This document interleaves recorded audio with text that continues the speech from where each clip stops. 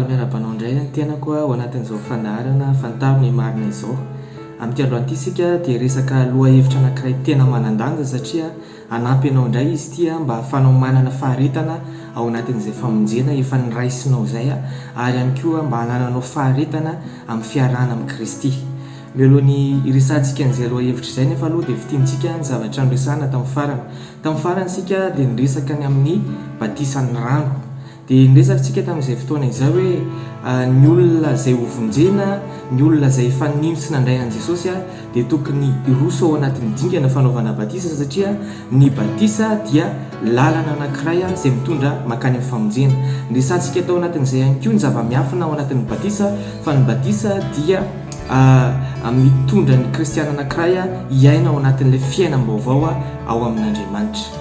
Dia amin'ity androany ity sika hiditra amin'ny lohahevitra izay efa nolazaina teo amin'ny voalohany dia ny famonjena sy ny faharetana. Ny tenin'Andriamanitra ao amin'ny Mateo 4:20 dia ny 7:10 dia milaza hoe fa izay maharitra hatramin'ny farany no vonjena. Mino aho fa tenin'Andriamanitra efa tsy vaovao aminao intsony izay tenin'Andriamanitra izay dia arak'izany tenin'Andriamanitra zany izay maharitra hatramin'ny farany no vonjena. Midika zany fa tsy afa-misaraka ny famonjena sy ny faharetana.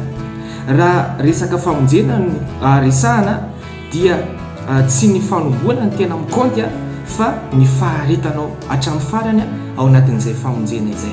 Izany hoe ny famonjena izay efa niraisinao dia mila tazominao, mila taninao hatramin'ny farany. Jesosy dia nitenany amin'ny apokalipsy ihany hoe tano mafy izay anananao mba tsy siaka ny satro-boninahitrao.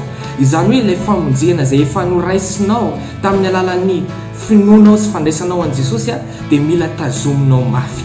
Ekena fa tena tsy mora zany hoe miazona famonjena izany.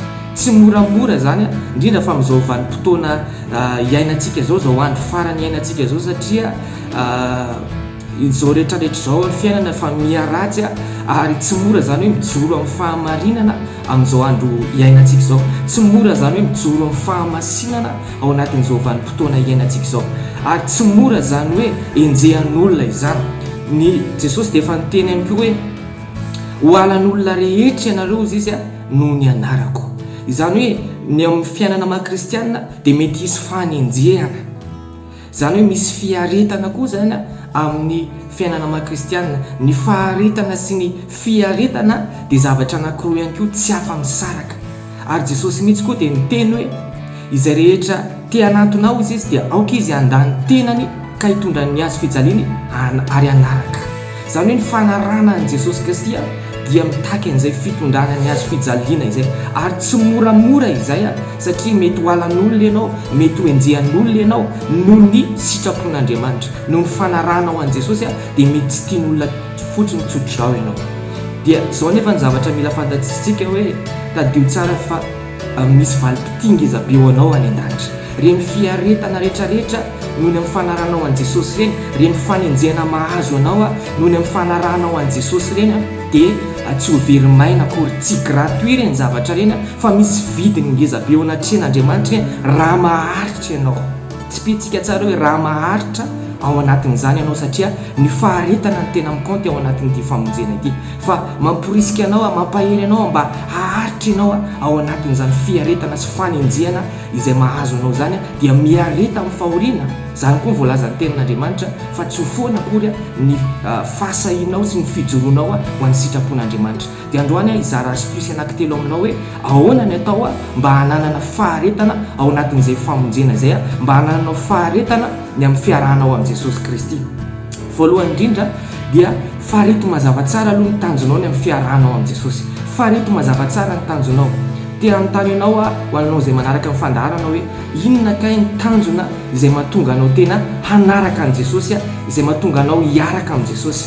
Fa raha ohatra mety hiteny ianao hoe ny ahy mba hilamina ny fiainako, ny ahy mba hiadana ny fiainako, ny ahy mba hilamina ny asako, ny ahy mba ho afaka ny olana izay eo amin'ny fiainako, dia tsy sisy mahadiso an'izany rehetrarehetra izany. Fa tsarovy fa raha izany no tanjonao ny fiarahanao amin'i Jesosy dia tsy ampanana faharetananao zany satria rehefa mivany olo anao, rehefa sitrana ny aretinao, rehefa tratranao le tanjonao dia mety tsy ampaharitra anao zay zavatra zay. Fa raha tianao ny tena hoe anana faharetana ny amin'ny fiarahana amin'i Jesosy dia ny tanjona mila apetraka ao dia mba handovanao fiainana mandrakizay. Izany hoe mivavaka ianao, miaraka amin'i Jesosy ianao mba handovanao fiainana mandrakizay. Izay ny tanjona mampaharitra. Faharoa, ahoana natao mba azahoana faharetana ao anatin'ny famonjena. Faharoa manarakarak'izay dia aza mijery olona rehefa miaraka amin'i Jesosy Kristy. Aza ankinina amin'olona ny fiainam-pananao, aza ankinina amin'olona ny fiarahanao amin'i Jesosy Kristy, satria misy olona mety hanakana anao tsy ahafahanao manompo an'Andriamanitra. Misy foana ny fanafitohinana, misy foana ny olona ihany koa izay miverin-dalana, ka raha mijery olona ianao, raha ankininao amin'olona ny fiainam-pananao dia mety tsy haharitra ianao amin'izany fotoana izany. Fa nizaniza mety hemotra, nizaniza mety hokamo ihany koa hoe tsy hanaraka an'i Jesosy sony, nizaniza mety hijanona, nizaniza ihany koa mety hanafitohina anao, ianao mandroso foana amin'ny fiarahanao amin'i Jesosy, satria ny tanjonao dia ho any an-danitra fa tsy nohony amin'olona. Fahatelo manarakarak'izay ahoana natao mba azahoana famonjena. Aza tian'izao tontolo izao, aza tian'izao tontolo izao. Ny fitiavana an'izao tontolo izao dia mahatonga ny olona anankiray tsy hanana faharetana ao anatin'ny famonjena. Satria inona moa ilay izao tontolo izao? Ambaran'ny tenin'Andriamanitra any amin'ny Jaona 2:2 fa ozy izy hoe aza tian'ny zavatra izao tontolo izao. Ny zavatra izay eo amin'izao tontolo izao ozy izy dia ny filan'ny maso sy ny filan'ny nofo ary ny rehaka momba izao fiainana izao. Dia tsy avy amin'Andriamanitra zany fa avy amin'izao tontolo izao ihany. Isika dia tsy afaka miala eto amin'izao tontolo izao. Raha nivavaka Jesosy ao amin'ny Jaona 7:7 ao dia hoe tsy ny hanala anazy amin'izao tontolo izao fa ny harovana anazy amin'ny ratsy.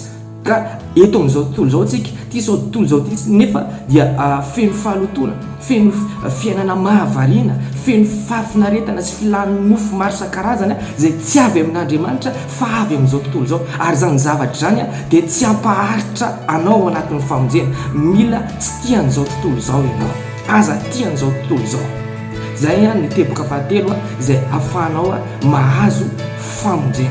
Ao amin'ny Timoty 2:4 dia ny 10:10 i Paoly apôstôly dia milaza hoe fa dia maso izy dia nandao satria tian'izao fiainana zao izy. Ny fitiavana an'izao fiainana zao dia mety ampialanao amin'Andriamanitra. Noho izany dia sorony ny fitiavana an'izao tontolo izao izay mandalo ihany fa izay manao ny sitrapon'Andriamanitra no maharitra mandrakizay.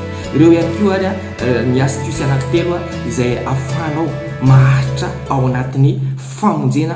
Dia mino fa nanampy ianao indray ireo dia izay ihany koa ny fandaharantsika tamin'ity androany ity mirary soanao dia tahiny Jesosy daholo.